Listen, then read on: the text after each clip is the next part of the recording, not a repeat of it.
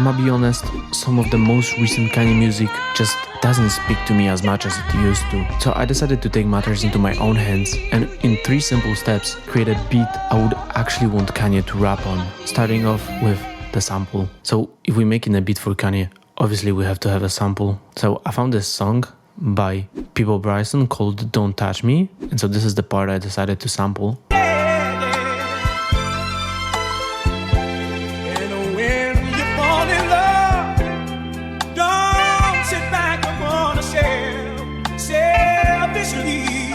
It's just a beautiful Kanye sample. So I actually chopped out those parts that you can see colored here, and so I took them and rearranged them like this.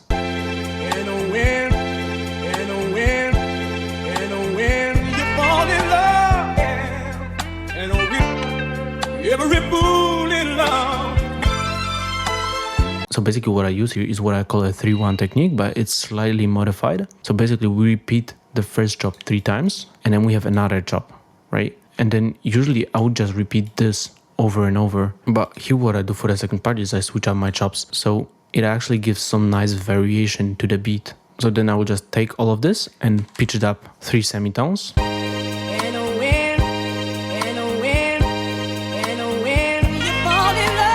By the way, you can pitch up your sample by more or less 3 semitones. Just pitch it up to a key that you actually like. Pitching it up by 3 semitones is just like a rough rule that you definitely don't have to stick to. So next what I will do is add a little bit of origin cymatics and 2 EQs to take a little bit of presence away from the sample. And here is how that sounds.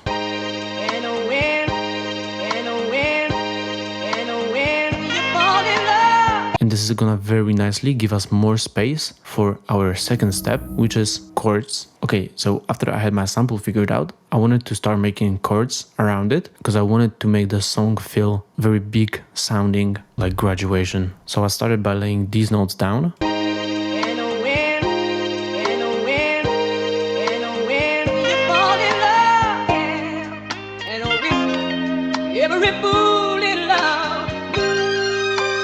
And then I built very simple chords on top of it. And I'm not that good at music theory, so I just built those chords to whatever sounded good to me.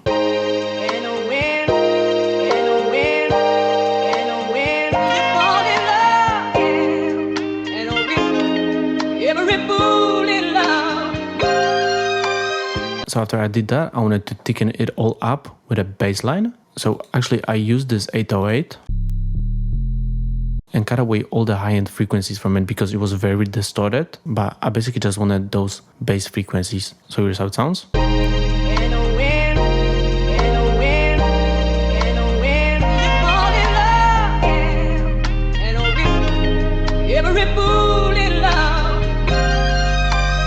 Then I actually got this bass sound and did a whole lot of processing to it. So I put an analog clip on it, rage clip, and 3 EQs. So I just shaped the sound even more and it just follows the bass.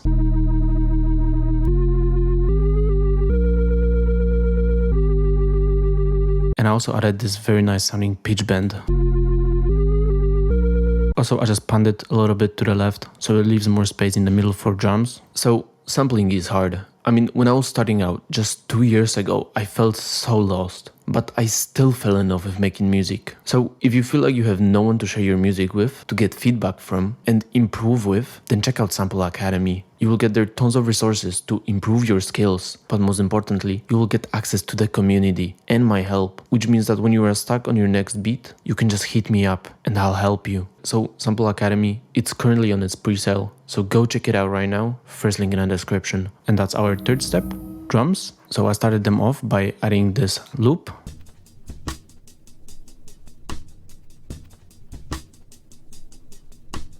And then basically what I did is I put it on mono because it was very unbalanced, and then cut away anything that's below 500 Hz so we just hear the hi-hats. And here's how it sounds with the sample.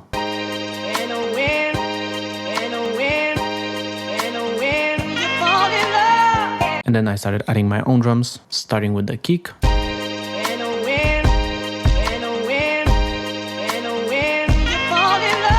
Adding the snares.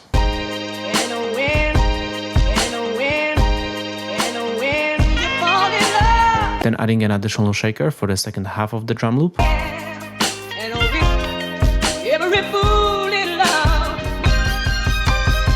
finishing it all off with perks.